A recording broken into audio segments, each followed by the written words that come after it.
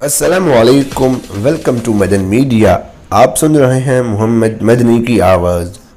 आज एक बार फिर एक इंटरेस्टिंग वीडियो के साथ हाजिर हुआ हूँ। आज के इस वीडियो में मैं आपको पाकिस्तान के 8 ऐसे मशहूर खानों के बारे में बताऊंगा जो है तो असल किसी और मुल्क के, लेकिन यहाँ पर आगे पाकिस्तानियों के ऐसे पसंदीदा हुए कि वो पाकिस्तान से मशहूर हो गए। तो वीडियो को पूरी देखिएगा। तो शुरू करते हैं अपनी आज की वीडियो।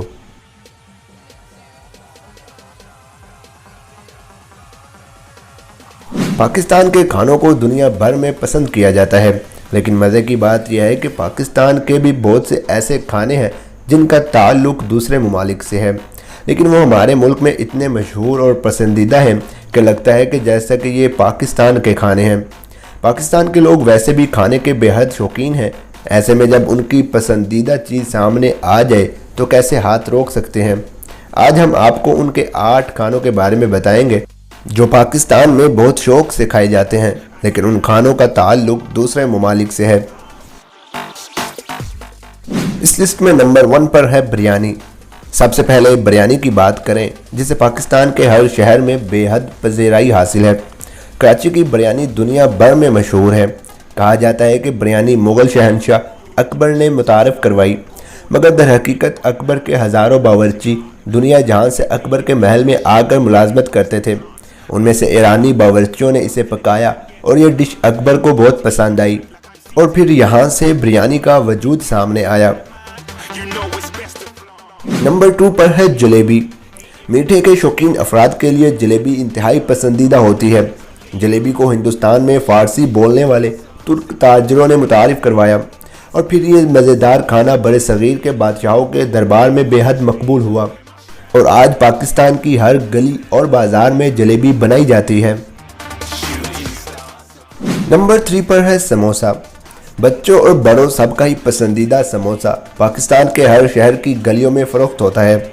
समोसे को पहली दफ़ा अरब ताजरों ने 14वीं सदी के शुरू में मुतारिफ़ करवाया, जो उन ताजरों के साथ पाकिस्तान और हिंदुस्तान के मुग़ल बादशाहों के दरबार में पहुंचा और फिर शाही खानों में शामिल हुआ। नंबर 4 पर है चाय। आज की जनरेशन चाय के बगैर रहे ऐसा नामुमकिन है। हर एक शख्स की पसंदीदा चाय की तमाम इक़साम की इब्तिदा चीन से हुई और 17वीं सदी में ये पौधा हिंदुस्तान पहुंचा, जहां इसे बाकायदा काश्त किया जाने लगा। नंबर 5 पर है गुलाब जामुन। मिठाइयों के शहंशाह गुलाब जामुन किसे नहीं पसंद। मुग़ल बादशाह शाहजहां के शाही बावर्ची ने गुलाब जामुन बनाने का तरीका दरियाफ्त किया था, लेकिन बहुत सी रवायात में मिलता है कि गुलाब जामुन ईरानियों की डिश थी और इसका नाम भी फ़ारसी ज़ुबान से लिया गया है। गुल यानी फूल और आब यानी पानी और जामुन भी फ़ारसी का लफ्ज़ है। नंबर 6 पर है नान। हर घर में शौक से खाए जाने वाले नान की इब्तिदा 2500 साल पुरानी है और इसे सबसे पहले फ़ारसियों ने पकाना शुरू किया और वहाँ से ये हिंदुस्तान पहुँचा और बेहद पसंद किया गया। नंबर 7 पर है दाल चावल। पाकिस्तान का मशहूर और मज़ेदार खाना दाल चावल नेपालियों का मनपसंद खाना है और वहीं से ये पाको हिंद में पहुँचा और हर जगह खाया जाने लगा। और नंबर 8 पर है शवारमा। शवारमा अरबों की मशहूर डिश है जो असल में तुर्की के शेफ़ की इजाद है, जिसे 18वीं सदी में तुर्की में पकाया जाने लगा, जहां से ये अपने पकने के दिलचस्प अंदाज से सारी दुनिया में ही पकाया और खाया जाने लगा।